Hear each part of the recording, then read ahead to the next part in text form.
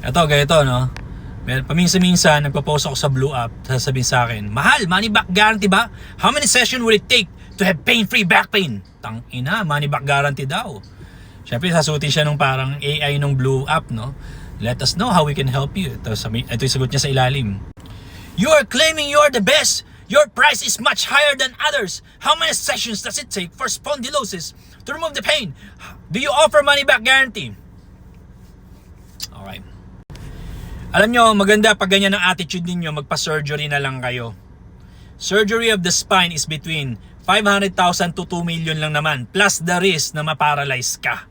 Kasi nagkakamali ang doktor, di ba? Magupit nila yung maling nerve o tumatamaan nila yan, paralyze ka na habang buhay, imbalido ka na. Malamang yung ihi mo nasa bagna, yung etches mo sa bagna. Bago kayo operahan, pipirma kayo ng waiver. Yung waiver na yun, sasabihin, pag may nangyari sa inyo, hindi namin kayo cargo. So kung ganyan ang attitude mo, Salvador Doria, maganda, magpa-opera ka na lang. Kasi ayoko makita pagmumukha mo sa klinik ko. Sasabi, tutuyain mo pa ako. Totoo naman ako pinakamagaling sa profession ko. I'm the fucking LeBron James of the physical therapy profession sa Pilipinas.